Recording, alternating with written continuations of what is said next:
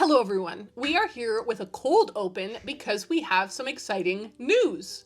We are going to be doing a book club on our Patreon. We wanted to do a special event over on our Patreon to celebrate our Patreon and maybe to drive some new people in. I don't know. That might happen.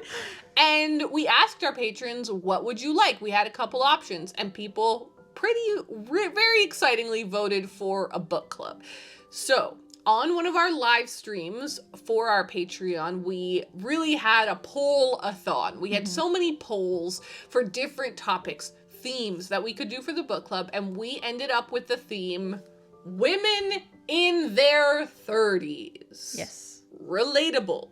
Very relatable. Yeah, that was a great suggestion from one of our patrons and ended up winning, so. Yeah, we're excited that it won, and we then spent a couple of weeks putting together a list of books that Raeleen and we've been texting for weeks, figuring out what titles we want to have on there. Some are rereads for us, that we like books we really wanted to reread, or one of us has read and we want the other one to read, but also just some new books to both of us that we're really excited about. So, Raeleen, how about you share the list with everyone? Yes, so we ended up getting the list down to 10 books, and so I'll just take you through them. So we've got Motherhood by Sheila Heti, Convenience Store Woman by Sayaka Murata, The Vegetarian by Han Kang, All's Well by Mona Awad, My Sister the Serial Killer by Oyinkan Braithwaite, Monkey Grip by Helen Garner, Chinatown by Tuan, Our Wives Under the Sea by Julia Armfield, All We Shall Know by Donal Ryan, and Strange Weather in Tokyo by Hiromi Kawakami. So we've got, I'd say, like 50% rereads and 50% books that neither of us have read, which is kind of cool. They're all very exciting picks, but now we need you to go and vote. So we will link to the vote down in the description, in the links of this episode, wherever you're listening or watching, there's a link for you to vote. The vote is open to the public. Everyone can vote. And the book club is going to be happening in June. We are going to give you guys you have about a week and a half to vote. We will then announce who won, and then you're going to have lots of time to get your hands on the book, because we know we want to give everyone lots of time. So, we'll let you know the details closer to when it's actually happening, and it's going to be a lot of fun. We're going to be doing a live show at the beginning of the month where we all start the book together, a live show at the end of the month where we discuss the book, but then also Discord chats, and we're going to be making a reading vlog for it. We're excited about this. It's going to be a lot of fun. Please participate in the vote. Pick a book you want us to read, and we will all read it together. Thank you so much. And now, let's get to the episode.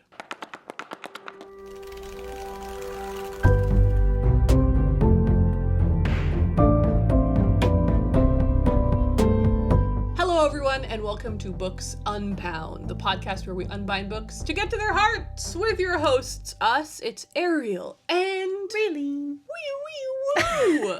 It's What do you think about that? Do you think I should start a little siren every time we start the pod? Any sound effects we can add. Speaking of sound effects, you like that quick segue, really? Yeah, I have no idea what you're going to say next. I am playing sound effects under my headphones or through my headphones. For some reason it feels under to me because it's like you're on top of everything, your audio's on top, and I've snuck a little soundtrack underneath. Sound effect underneath? What do you think I'm listening to? Like a sound effect or music? Sound effect is more accurate. I'm so intrigued. I don't know, like the sound nature's of music. Ocean waves or something? So close. I'm listening to birds chirping. Oh, that's... So it's just me and birds chirping right now? It's you and birds chirping. Have you ever done that before? No, it's a big experiment. That's crazy, girl. I know, it's nuts, but today we're going to be recording the Media Tub, which is our little Patreon bonus show afterwards. And so I was going to talk about this more there, but I'll talk about it here as well. I've been doing this lately. I've been listening to birds chirping in the background while I'm working. And I have found it so calming.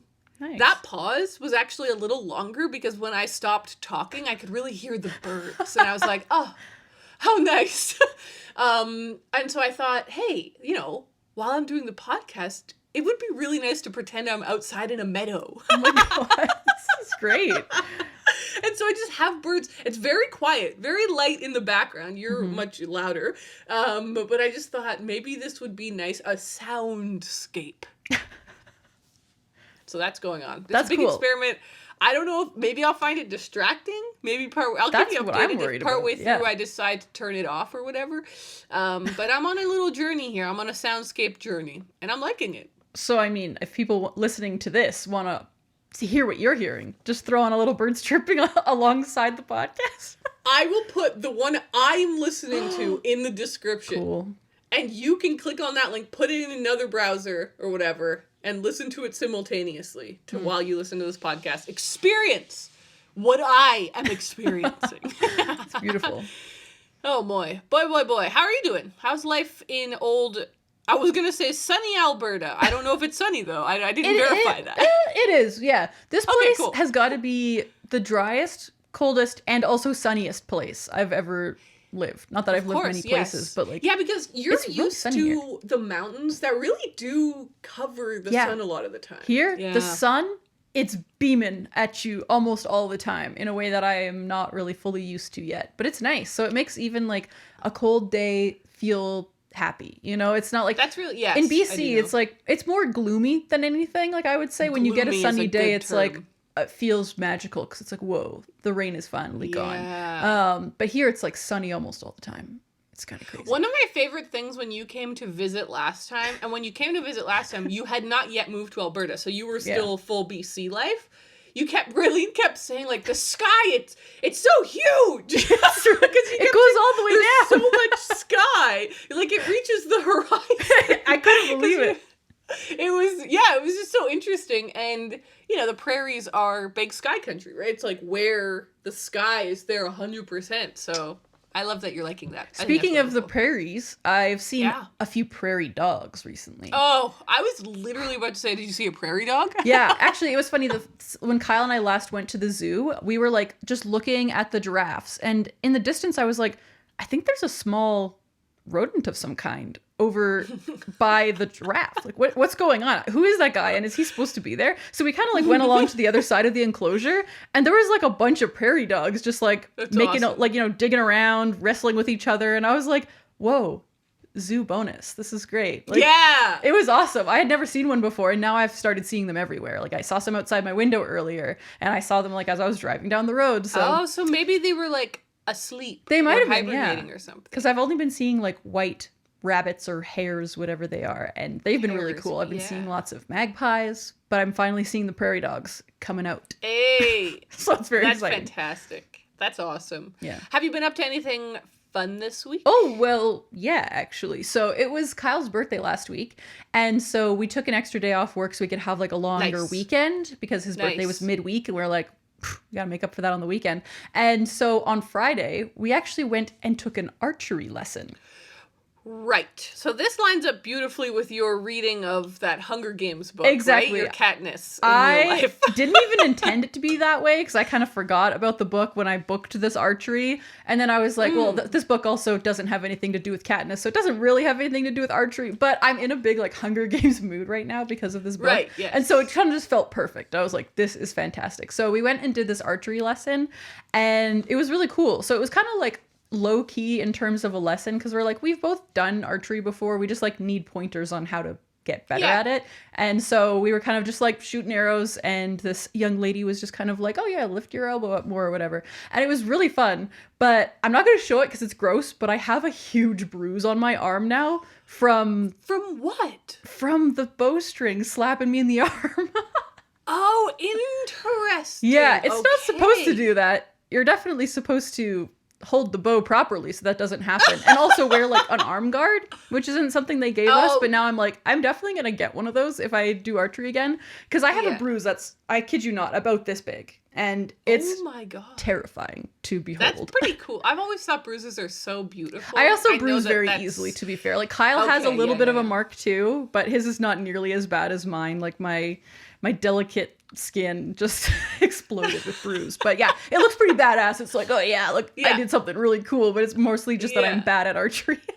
But it was lots of fun. Just So really we messed up. yeah, it's pretty crazy. But we had a lot of fun, and we just like it's the most time, like most arrows we've ever gotten to shoot in one go, you know, like we've done it just like, you know, when we were in Mexico, we got to do a little bit of archery, but it's like there's 10 people doing it, so you all have to take your turn. But with this, we just got to keep going. We got to try different types of bows, which was really cool. So it was just really fun.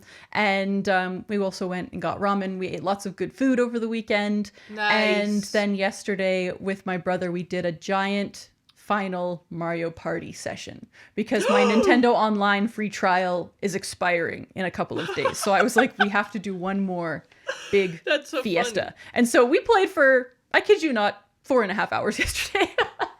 So that's amazing. And that was my weekend. It was pretty chill. Like the archery was the most, and actually I'm like sore from the archery. I didn't think archery was going to make me sore, but like my shoulders and back and neck are like, what the hell did you do to me?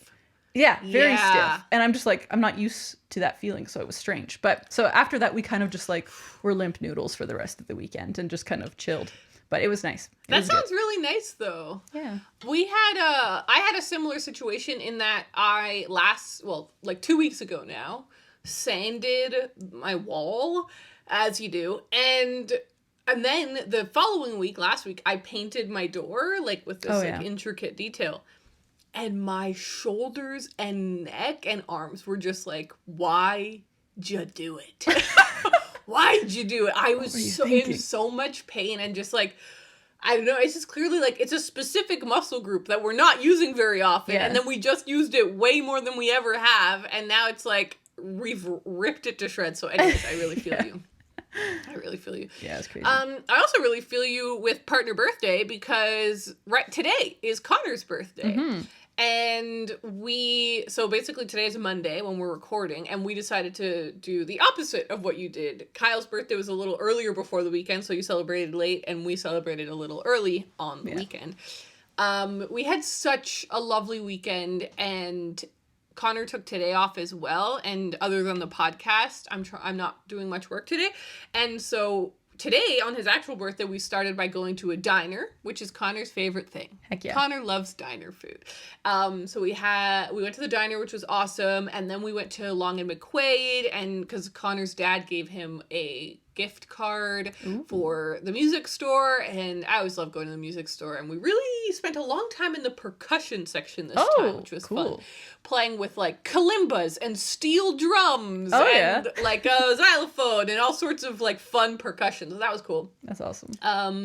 And for the rest of the day, we are just gonna be pretty chill, and he just wants to like play around with the new music stuff that he got, and because I also one of the kind of the, you know, there's always the main gift that you give someone. Like, sometimes you get them little bonuses, but there's, like, the one thing that you actually care about. Yeah. I got him this really cool sampler. It's kind of like a synth, and it's medieval sounds. Oh, cool. And so he has this really beautiful new synth that he's playing on.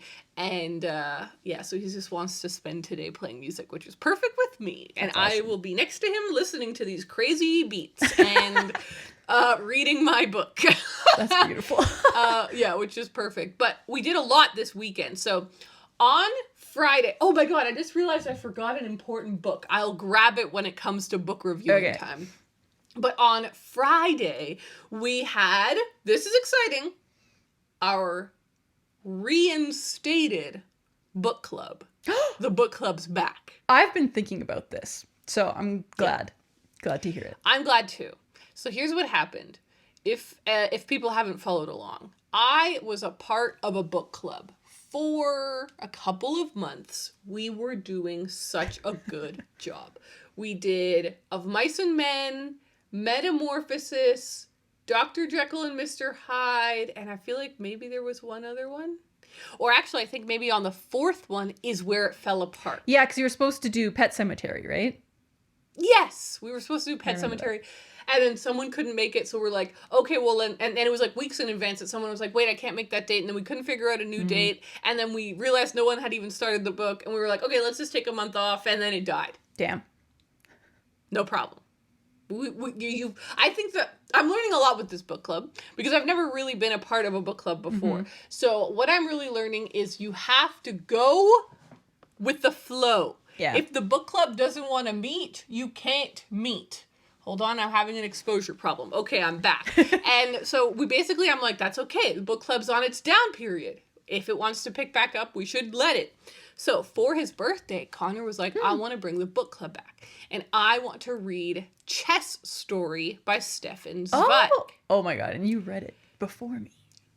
Yes, I did, which is so funny. So I don't know if you remember, I bought this book for Connor a year ago. Yeah. I bought him the little Penguin English library edition, the new hardcover ones. Yeah. They're so beautiful. I'd seen it in a shop in England like a year ago, and I bought it for him, and he read it, and he loved it. And he was like, you need to read this. And I was like, oh, cool. Yeah, that sounds great. I'd love to. But it wasn't a priority. Yeah. And then 2 weeks ago, he was like, this is the book club book. And I was like, oh my God, I'm going to beat Raeleen to it. That's so silly. And so we all met at a pub, but we surprised Connor with a simultaneous chess tournament. Amazing. So basically, I have this amazing photo, which I think shows my friends, so I won't show the photo, but it was awesome, where we all smushed into a booth with 5 chessboards all set up, and Connor sat in the middle, and he played 5 chess games in a row. And so I would move, and then Connor would move on to CJ, and I'd look at my board, and I'd be like, oh God, I don't know what to do. And then he'd come back around to me, and then I'd move. So you move when the person can see your move, obviously. Right. And then he has to make his move right away. Well, he has a little bit of time, but like he has to make his move right away. Yeah. And then he'd move on and play. And he beat us all. I love that. He won every single game. Well, that's perfect. He was playing like the chess master, and he delivered. Like he did what he came there to do. Exactly. That's awesome. So it was awesome. Connor is a really great chess player, and so basically when he wanted to read this book, I was like, God, it'd be so fun if we like did a chess tournament. And then one of my our other friends in the book club messaged, and she was like, what if we did a simultaneous? And I was like, this is an even better idea, because then like Connor like is in the middle of it. Yeah. And we already knew he was going to win the chess tournament. So it was so much fun. The people at the pub loved it. They were like, this is so cool. And we had a couple people who like kind of stop and watch us for a second. Like, what is this? It was a really fun activity to play a chess tournament like that in a pub for his birthday. And then we all had dinner, which was really nice. That was kind of like the pre-birthday party. Mm-hmm. And then the actual birthday party was a talent show. Oh my God. Oh wait, I feel like I remember hearing about this idea. Like I knew that Connor wanted to do this. So we did a talent show for Connor's birthday 2 years ago. Oh yeah, that's probably what I'm thinking of. And it was so much fun. And Connor wanted to do it again. Last year, Connor was really sick for his birthday, and so we just didn't plan anything. I remember that sucked. He was sick for like 3 weeks. One of those things that you just kind of can't get over, you know? And so anyway, we didn't really do much for his birthday last year, but this year he was like, I want to bring the talent show back. And we're like, awesome. I cannot recommend this party enough. Everyone go out and do this party. It is, whether it's 3 people or in our case, we had like 15 acts and a couple, and like there was like 4 or 5 people that didn't want to perform, which is great, obviously. So Connor invited everyone, and we were like, we had a Google form. You don't have to have a Google form, but we had a Google form just so that so that we wouldn't repeat talents. And so if you needed equipment, we would know, and to help Connor with the order. Because he was like, we should start with serious talents first and get sillier and sillier as the night goes. I love it. Because imagine someone does something really serious, and then someone does something really silly, and then someone does really serious. Yeah, like, it just like, it doesn't really respect the serious ones. And we had such an amazing array of talents. Like, it was awesome. So let me try and remember them. So somebody played a classical guitar piece, which was beautiful. Connor did speed typing, because I don't know if I've mentioned this before, but Connor's the fastest typist I've ever known. He averages like 150 words a minute. That's just if you put a laptop in front of him and you're like, go. Yeah. He'll always get 150, like in that range. His fastest is like 170. So I literally don't even understand. It doesn't even make sense. It doesn't even make sense. It's unbelievable. But it was a really great talent for the show, because he was like, does someone want to try? And so someone went up and typed it all out. And then somebody got like 47 words per minute, and we all cheered, and we were like, yeah, okay. And it's fun because I knew what was about to happen, right? And then somebody else went up, and they got like 74 words per minute. We're like, woo! And then Connor goes up and goes, and it's just like it was a really fun A spectacle show. to behold, truly. Exactly, it was a good spectacle. I played a song on the piano. CJ did. I loved CJ's talent. He did 10 phone flips. So he has this specific way that he flips his phone. Okay. And he wanted to do 10 in a row. And he said he's never done it before, which is true. I know that he hasn't ever done it before. Funny. Done 10 perfect phone flips in a row. And so he had kind of like it was kind of like a comedy show as well, right? Yeah, where he's that's like amazing. Making jokes and building hype. And then he did it. He got all the way up to 9. And then what we had prepared was I had a bucket of water, and we put that under where he was flipping his phone, so the stakes were high. Like, if he messed up the 10th one, his phone would drop into a bucket of water. Yeah. And he did it. He got the 10th one, which was amazing. That's incredible. We had someone do an amazing juggling act. We had someone who solved a Rubik's Cube, like, under a minute. Amazing. And then they did Rubik's Cube tricks. Oh, yeah. Which were like, there was like all these stripes, and then all the whole, like the colors in the middle were different. Like, it was all these amazing little tricks and stuff.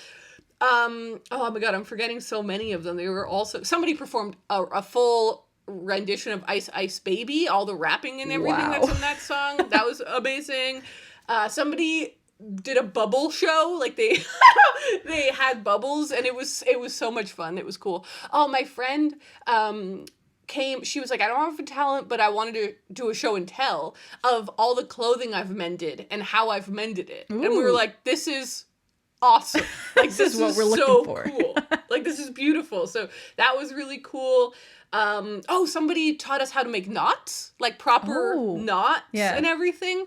So anyways, I'm forgetting some, but and we started by doing the national anthem, but with me and 2 friends whistling, and another friend on guitar. So we whistled the national anthem. That's awesome.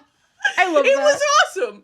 So it was just overall a really, really fun time. And so basically the format that we did was like 5 or 6 talents and then like a break. And then people would eat snacks and chat, and then we'd come back. And it was just so much fun. And I really appreciate that our friendship group really leans in and does stuff, you know? Great. And we heard from some people, they were like, I felt really nervous, but this has ended up being like one of the most fun parties I've ever been to. Or somebody was like, I felt kind of resentful because I had to do so much work for this party. Like, I had to practice, but now I'm so glad because I haven't had this much fun in a long time and blah, blah, blah. And I was like, that's so beautiful. Like, that people showed up and actually tried and like put in the effort. Like, it was so worth it. So it was a lot of fun. So that's been our big busy weekend. It's been a lot of fun. We've done so many fun things and gotten to see lots of friends and stuff. I also feel quite tired, and I'm very excited that today is a reading day. Yeah. I get to just read and hang out. It's cozy. All right. Well, that's a little life update from us. And happy birthday to our partners. Yeah, no kidding. It's birthday week, baby. Yeah, it's a big birthday week. Let's talk about reading. Shall we, Raeleen? Sure. How have we never done like a reading pun with your name? Like Readleen or something? Because it doesn't sound great. Oh, right. That's it. That could be the reason. All right. You start us off. How's your reading been? It's been fantastic. Oh. But I've only read 1 book. But I know what it is. I'm really excited to tell you all about it. And that is Sunrise on the Reaping by Miss Suzanne Collins. Suzanne Collins was born in Hartford, Connecticut in 1962. She began her career in 1991 as a writer for children's television shows, and her first published novel was Gregor the Overlander in 2003.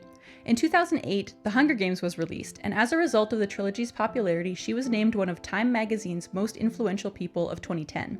Sunrise on the Reaping is set 24 years before the events of the main trilogy and is set to be released as a film on November 20th, 2026. Crazy that that's already announced. Yeah, so this Haymitch book is already a movie.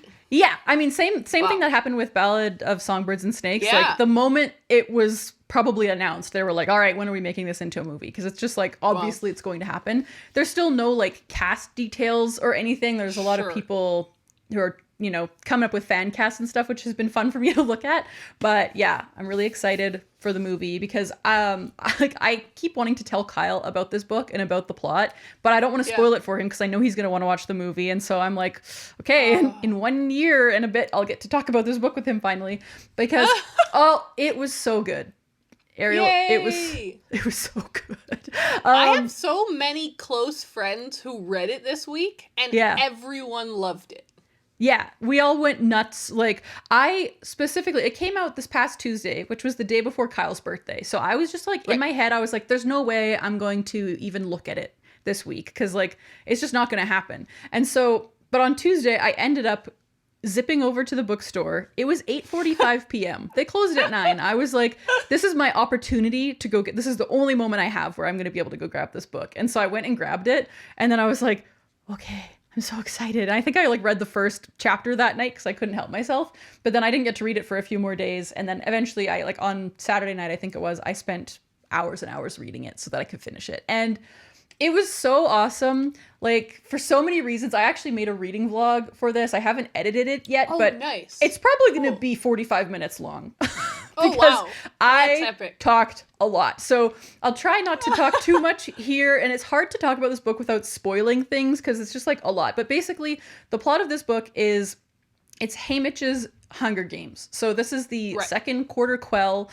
This is the 50th Hunger Games. And as we know from the events of Catching Fire, like the other thing is like, it's hard to talk about this book without like spoiling things from the Hunger Games, but like, because if you haven't read those books, things won't make sense. But anyway, it's the second quarter quell, which they do talk about in the Hunger Games trilogy. So I'll briefly talk about it. In this one, they take 2 tributes of each gender from every single district. So instead of there being 24 tributes, there are 48. And that was like the big dramatic thing that they decided to do for the quarter quell. And so Haymitch, it's like every 25 years they do a specifically brutal Hunger every Games, 25 years they do something to make sure every generation like remembers, what's going on and like that they need to stay in line. It's crazy. And they actually talk about what the first quarter quell was, which I'm not going to talk about here because it's kind of like a cool, not cool, but like it's a spoiler kind of. Yeah. But it was like, oh my God, I can't believe they did that. So it's just very interesting seeing like a different time period in Panem as well. So like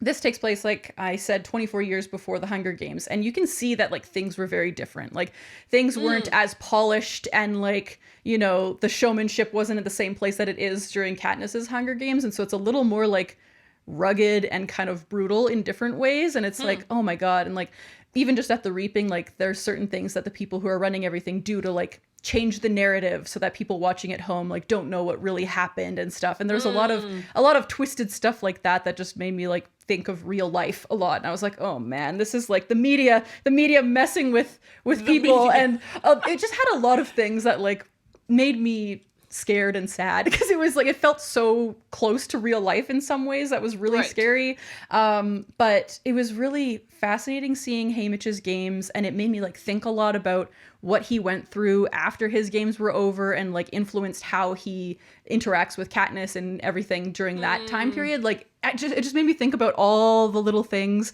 and it's like so tragic. Like what he went through is worse, I would argue, worse than anything Katniss went through. Like his whole story is just brutal and sad, and I cried so much, which I never do when I read books. Like books don't usually make me cry, but this book really got me.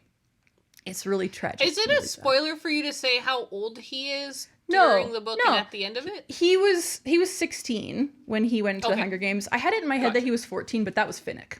I also just rewatched the first 3 Hunger Games movies, so everything is like fresh in my mind. But yeah, he was 16. So at the time of like Katniss's Hunger Games, he's like 40. And the other thing I wanted to say is this book is like really, I would say, for the fans of Hunger Games, like it has so many cameos of characters we know, like when they were younger, or people who are maybe parents of people we know that were like young and the same age as Haymitch during his games. And so it was just so fun. Like every single time a new character would pop up, I was like, oh my gosh, it's them. And we get to see kind of a little bit of their origin story because you don't necessarily get to know everyone that well during the Hunger Games trilogy because it's all about Katniss. But it was just so awesome. And like Haymitch as a character is just such like a kind person, and so like you're really rooting for him. I feel like I was comparing this a lot to the Ballad of Songbirds and Snakes, because that was obviously the last Hunger Games book that came out, and I did not like that book at all. And it's like, because you're reading from the perspective of President Snow when he's younger, and it's like, I'm not rooting for him. I know he's going to be bad. Like, I don't care about what happens to him. I want him to die. Like, I don't. So it just made me not enjoy anything about it. Among other problems I had with the book. But with this, you're like, you're rooting for him, because you know that he kind of like is in a tragic place during the Hunger Games. Like, he's not doing so well, and so you're just like, you just want him to be okay. He's really mean in the Hunger Games, right? He like shifts partway through, but like he starts off being the worst coach ever. Yeah, I would say so. And like, I understand why now though, like, because after what he went through, he feels so like dejected, because like he tried to do something during his games and it didn't quite go according to plan, and so things are still bad. It basically is like the way I can say it without spoiling anything. But it really made me understand him and sympathize for him a lot. And like, he's just such a good person deep down. And like, it just made me want to give him a hug, really. Damn. And there's also an epilogue that I'm not going to say anything about, but the epilogue gives a nice little like nod to the Hunger Games trilogy as well. Interesting. Which is cool. It's very cool. Are you allowed to say how old he is during the epilogue? During the epilogue, I would say he's probably like, I don't know. It's actually unclear. It's kind of unclear how old he is. It's just like a mention of something that happens, you know, maybe a decade, maybe 15 years later. It's hard to say. Okay, gotcha. I didn't know if you meant like it's like a year later. No, it's an indeterminate amount of time later, and it's just like a nice little like, okay, that makes me feel interesting. Good. Yeah. But yeah, it was really good and really emotional and really brutal. Like, I feel like it was more brutal than the Hunger Games books in terms of like violence and character deaths and just like things that happen. It's like, oh my God, the Capitol is bad, but like, I feel like they were even worse back then. So it was, a fascinating read, and I really hope that she writes another book, but I don't know what it'll be about if she does. Did she, maybe it'll be about, what's her name? Nope, it's not Trixie. Triffy? Effie Trinket? Effie Trinket, that's the one. Maybe it'll be about her backstory. That would be cool. I do have some theories. Like, my theories are that if she writes another book, it'll be about someone from a different district or the capital, or it'll be about, because it's always been focusing on District 12. That's something I noticed. I'm like, every single book pretty much is about District 12. So I'm thinking maybe we'll get another district. Maybe we'll get something about, like, the first, like, the original war that kind of sparked the Hunger Games. That's something that I would really like to see. Or I would like to see something about, like, is there anything outside of Panem? Is Panem the entire world, or is there something else out there? Yeah, is this like Gilead in The Handmaid's Tale, where it's like, it turns out it's just New England. And you're like, oh, there's still a Canada above it that's still a functioning country. Yeah. And there's still a rest of the America. Yeah, that's interesting. And there was mentions, one character says, I feel like there must be people to the north of Panem. And I was like, oh, the Canadians. Canada. The Canadians. Oh my God. But it's just a theory. Shout out. It's just a theory. That didn't really go anywhere, so I still don't have any answers. I'm so curious if she's going to spend the rest of her career writing prequels. That's such a bizarre... I know, but there's so much juicy content potential, right? Like, when I remember when this book was first announced, I was like, oh, come on, another one? Suzanne, really, do we need another Hunger Games book? But now I'm like, no, I would read every single prequel that she writes happily. Like, I don't want her to go too overboard, because it's nice for there to be some unknown qualities about the world, but I also want to know them. You know, at the same time, I'm like, I want to know everything. Okay, was this the late, like, this was obviously a young adult book. When was the last time you read a young adult book? I realized it's been a really long time. Yeah, no, that's a good point. I have no idea. Last young adult That's really book. interesting, It was probably when I read The Hunger Games like 5 years ago. Just kidding. Yeah. I'm sure there was one. I just can't think of what it would have been.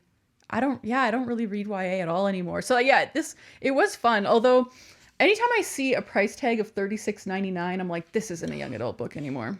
Oh, no, YA This book. has become an adult novel, because that's far too expensive. But they must all be that price, right?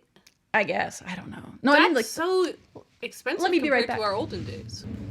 If we pull out my old Hunger Games book, $19.99, my friend. Yeah. Yep. So yeah, I almost feel like this isn't YA. Like, I almost wouldn't like, I almost wouldn't call it YA, but it is. Like, it's still part of the same series. It's still about a teenager, but I don't know. Yeah. I feel like it transcended YA a little bit in a good way. Interesting. Yeah.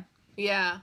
It's fun. It's been fun because so many of my friends who are reading this book don't really read YA anymore, but we're obviously we were all invested in the Hunger Games when we were teenagers. Yeah. So they all kind of have gone back to read this book and are loving it. So I'm so glad that it went well. I mean, so many people were looking forward to this one. So. I was nervous because, like I said, I didn't like the other book, the other prequel she wrote. I was like excited for it, kind of hesitantly, because I was like, do I care about President Snow?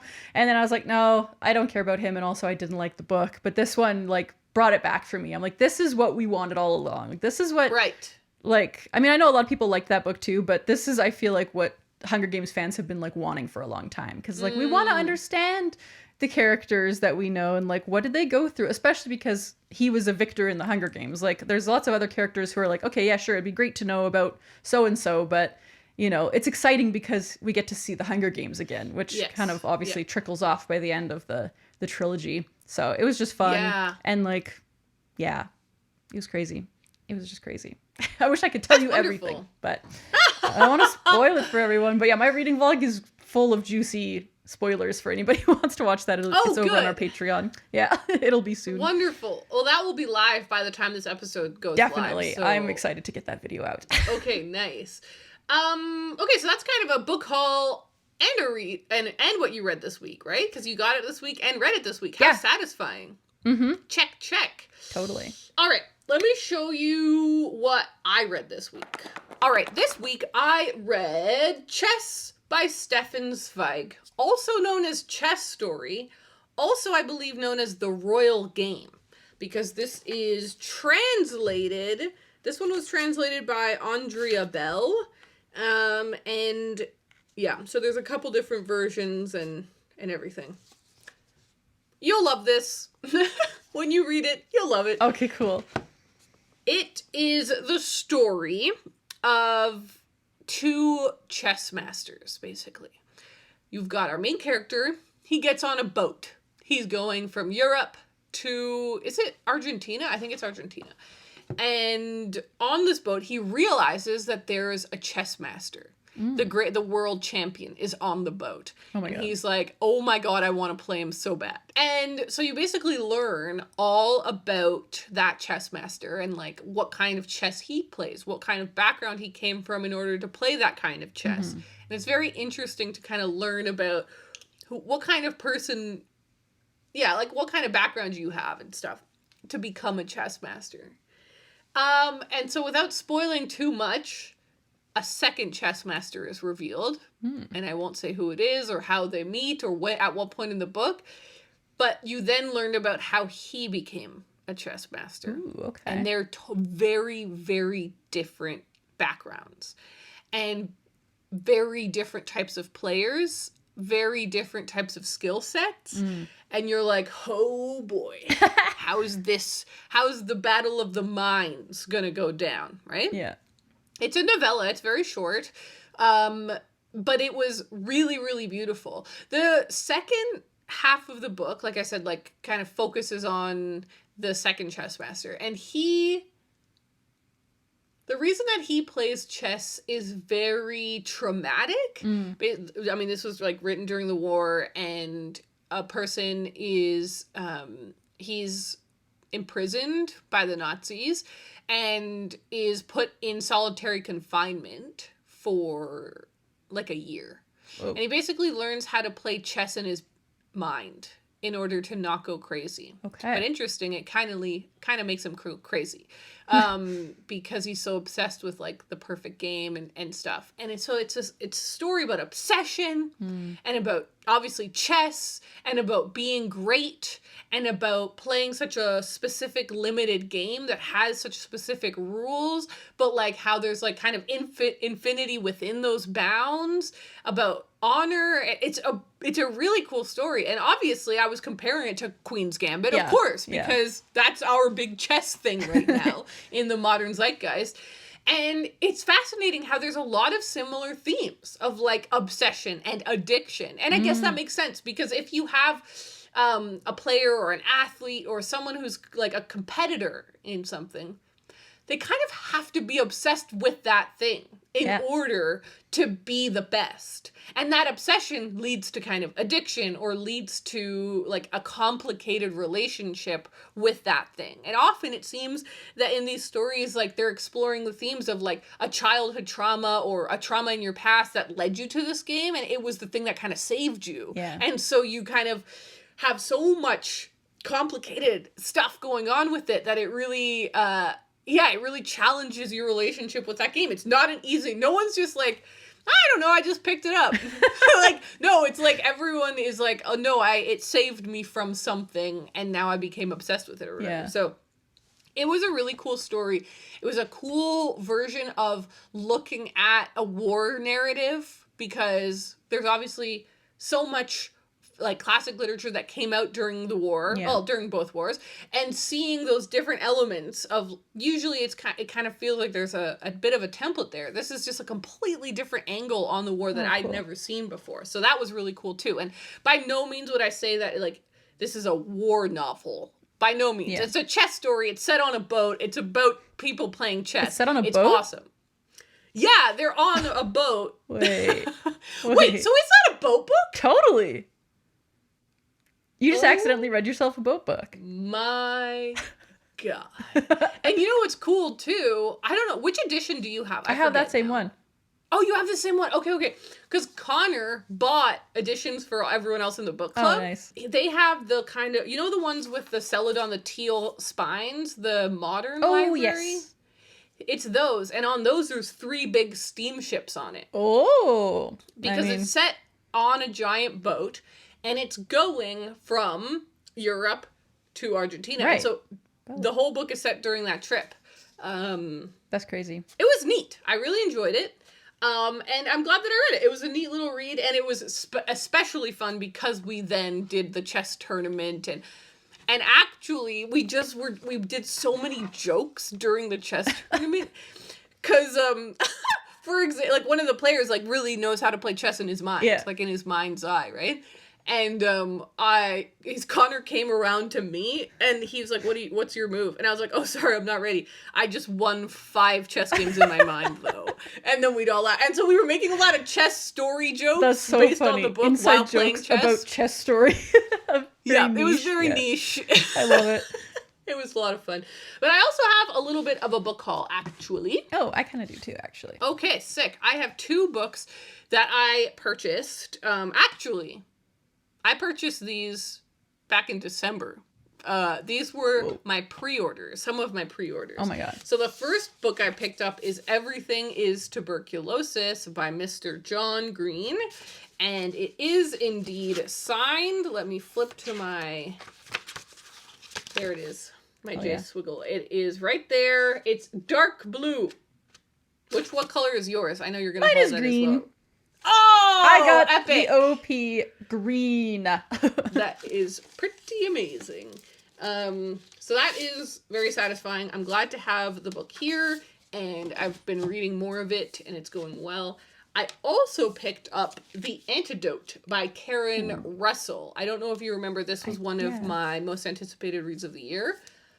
I just thought it sounded really cool. A friend of mine told me, like, really specifically, like, I really think you specifically would like Karen Russell's stuff. I was like, okay. And then this new book was coming out, and it just sounded really, really great.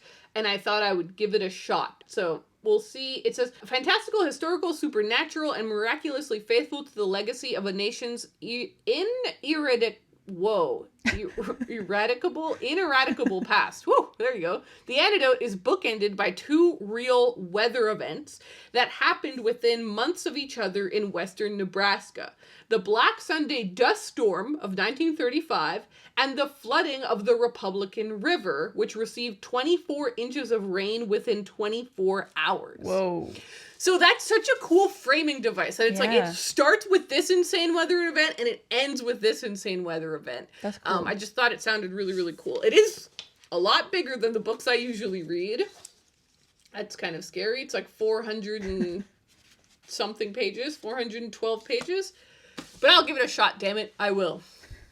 That's my little haul. Well, obviously got Sunrise on the Reaping. I also got Everything is Tuberculosis by John Green. Yes. So I pre-ordered these. I went to go pick them up at the bookstore, and the girl who rung me through was like, you know, you're the second person today to have this exact order for pickup. And I was like, that doesn't surprise me. Like, the overlap here is, it looks strange on the surface, but it makes perfect sense. It's clear. It makes perfect sense. It's like, this is 2012 booktube right here. Like, that's what that is. But other than those two books, I also picked up some books at the library that I was excited about that I wanted to show you guys. Cool. So my relationship with the library thus far has all been online, because I wasn't sure where the closest library to pick up at was. And now that I've figured out my zone, I know where I am, I was like, okay, I know what library I can pick things up at. So I started putting holds on things, and some of my holds came through. So the first one is The Millhouse Murders by Yukito Ayatsuji, which is the next book in the Decagon House Murders kind of series of books. So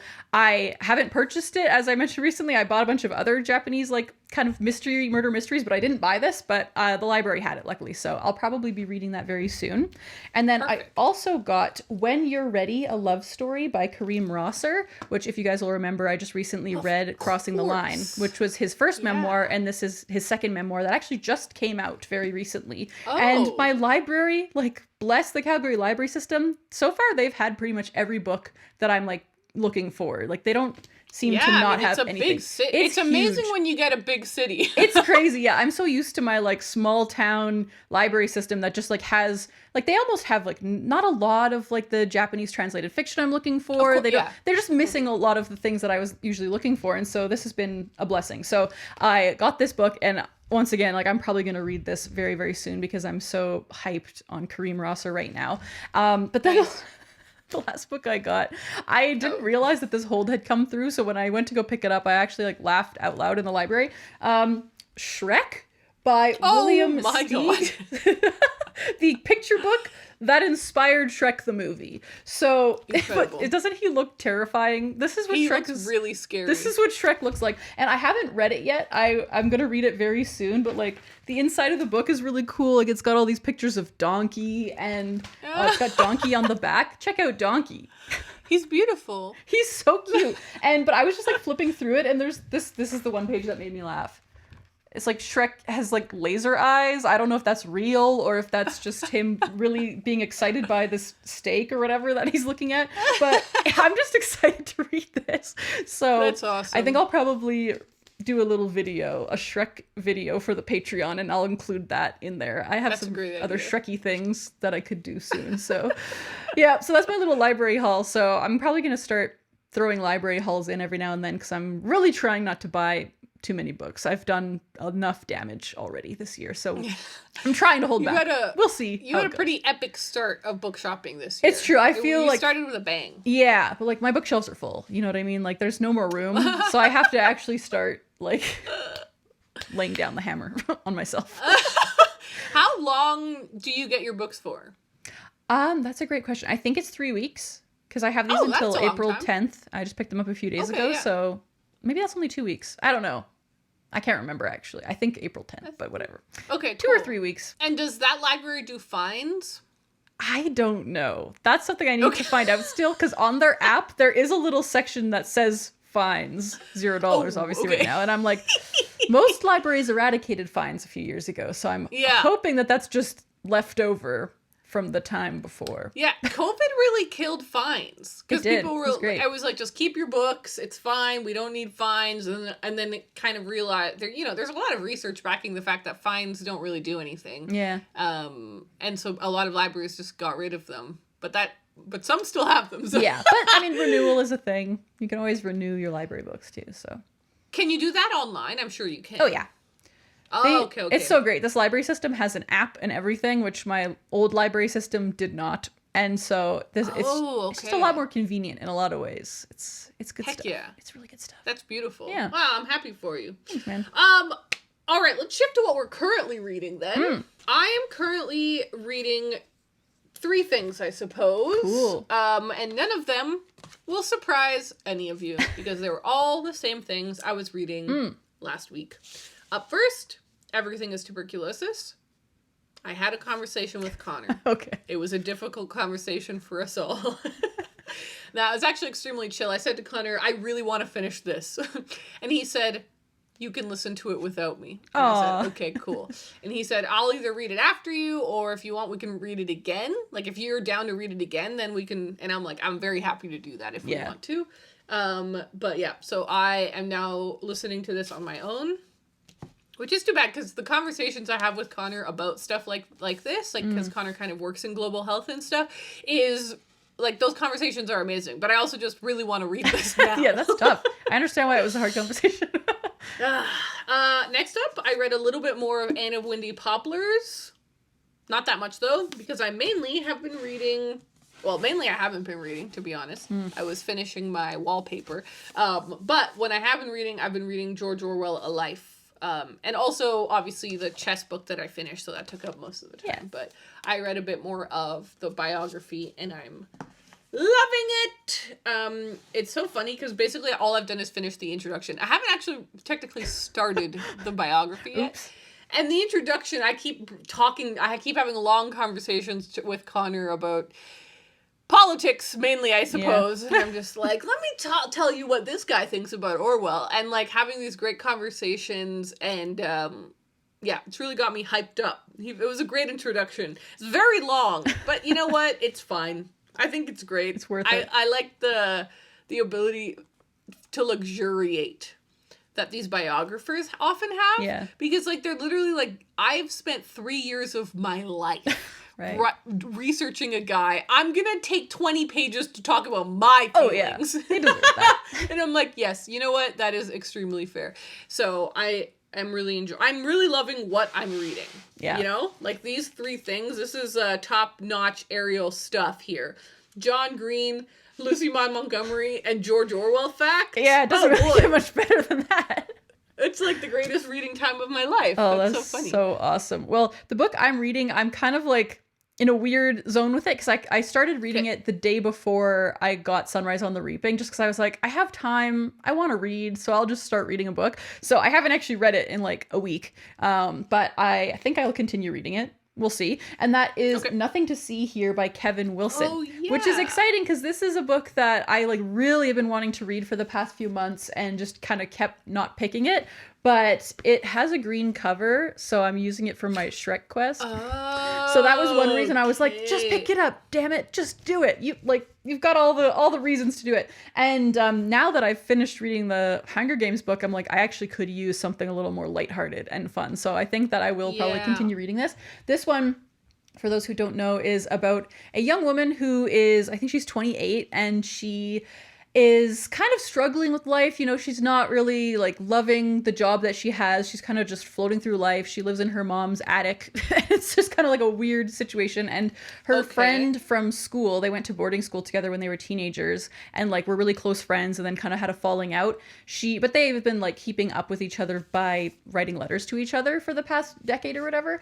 And she kind of like calls her up and is like, can you come visit me? I have something to offer you. I kind of need your help, but it's a job.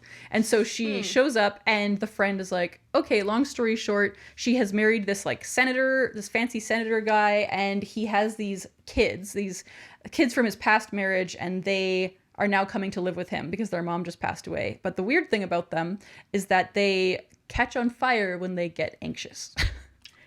They just spontaneously combust. So it's like a little bit of a strange magical element going on, but I'm sure it'll like... They don't get burnt. Do they burn? No, they're like superhuman. Like things around them will burn, but they don't burn. So it's not like it hurts them. It's just like not good, you know? And so they want her to I was just worried about the children. I mean, rightfully so. But so her friend just asks her if she can like basically look after these kids because they need to like keep them out of the public eye because he's a senator. They don't want everybody to know about these fired kids. And so she's like, okay, sure, I'll do it. And so I've only gotten up to the part where they're about to go pick up the kids. And so I'm intrigued to see what happens next. And apparently it's like a really funny book though. And so I've seen little glimpses of humor. Like the main character is kind of like, you know, just like a whatever. She's kind of just like a glib character who's kind of funny. So I haven't I haven't had any big laughs yet, but we will see. I'm hoping for something a little lighthearted and fun. So that seems like a really cool concept though. Yeah. I didn't know that that's what that book was about. Yeah, it's like a strange little concept. So I'm excited to get into that. see what's The cover going on actually makes perfect sense now. I know. When I first saw this cover, I'm like, cool. I don't get it, but neat. It's just a Yeah, kid on fire it's for those who actually- didn't see. Yeah, well, that's funny. Okay, well, there you go, everyone. Shall we take a little visit to the mailroom? Yeah, sure.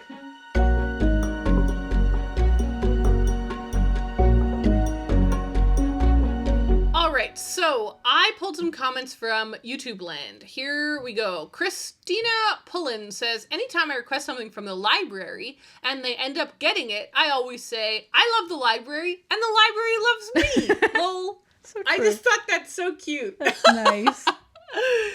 Somebody, Eliza said, the fact that you guys have been doing this for 6 years is so crazy. I admit it left me with a bit of FOMO. I wish I'd found this sooner.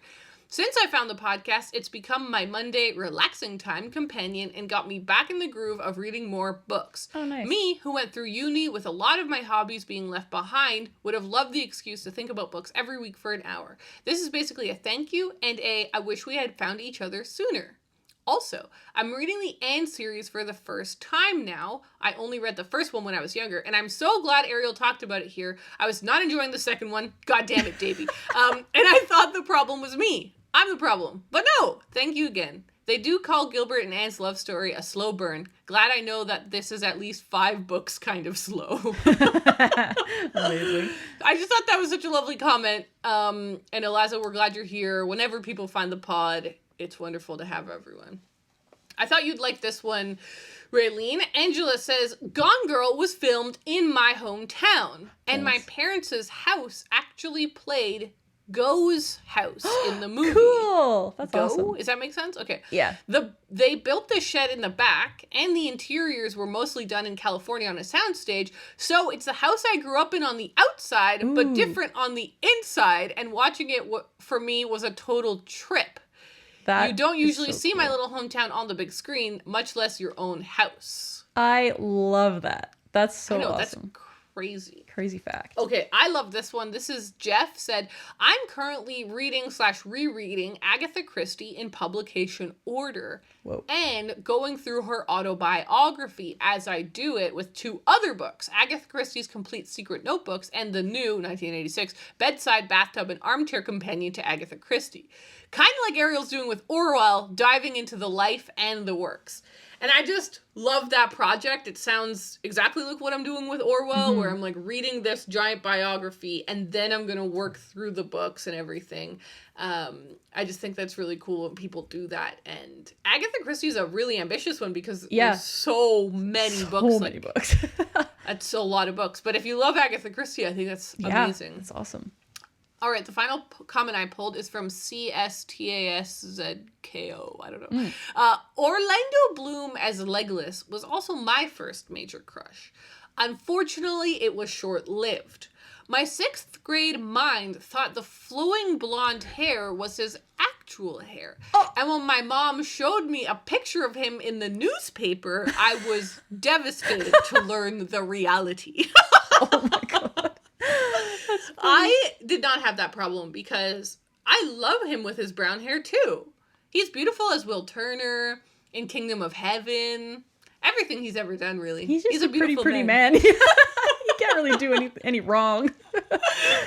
I will say, like, Legolas, to me, that's like a specifically epic thing. Because it's not only that he's beautiful and like has long, it's like that elvish grace thing that's so neat. He's so floaty and majestic and elegant. Yeah, it's very cool. Very but cool. anyways, I enjoyed that a lot. Fantastic. Okay, well, I pulled a couple of comments from our Patreon and Discord. The first one is from Jelly the Beanstalk, who says, based on the modern trailers I've seen, they certainly don't make them like they used to anymore. I just wanted to highlight that because we did talk about trailers a lot last week. And I agree. I feel like modern trailers aren't as good anymore. Like, they often give away too much. That's an interesting take. Don't you feel That's an interesting take. I mean, you watch a lot more trailers than me, but I feel like from the ones I've seen, a lot of times it's like, okay, you just showed me the whole movie, or like there's, I don't know. I feel like they're not as artful, maybe. Like, it kind of is just like clips from the movie just slapped into a little trailer instead of kind of like making something special that like really makes you wanna watch it. Here's what I actually, this is my opinion. Okay, let's hear it. One girl's opinion. My opinion is trailers have, for the most part, always sucked. They are not very good. There has always been artful trailers, and there will always be. Like, A24 releases really cool trailers. The trailer for The Brutalist is probably my latest favorite trailer. Like, it was so, so beautiful. And I'm like, that's a masterclass trailer. There's always been really cool ones sprinkled throughout, but I also think trailers have always kind of sucked on a whole. And I think we just have a lot of nostalgia for the past, and we're picking out, because basically I do also go on a lot of binges and watch a lot of old trailers. I love trailers. I'm not kidding. That's so funny. I love that. It's an art form that I enjoy.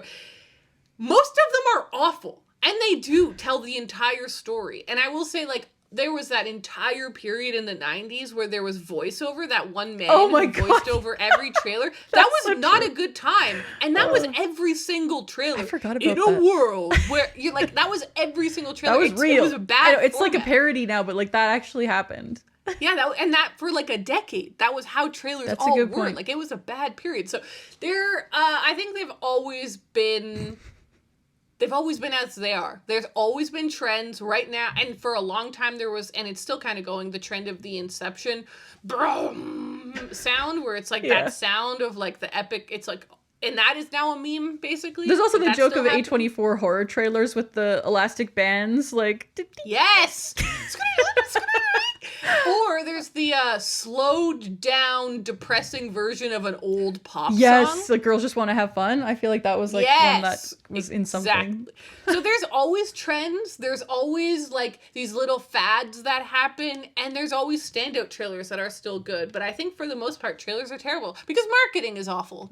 Like, it's difficult. It's a difficult thing. You make a good point. Great counter argument to this one little comment I found. Thanks, man.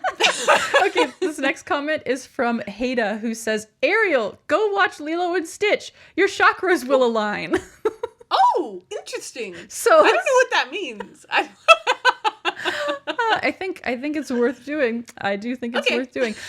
This next comment from Luna says, this episode has made me realize that we are very close to a quarterly goal update, and now I'm excited for March to say end. A quarter quell, and I was like, uh-oh. The quarter quell is coming. Yes, it's true. Get ready. It's true. Next week, we record that. Yeah, we're going to be doing a big juicy update next week. So now it's the time to rush in and try and get some goals completed if you're feeling not good.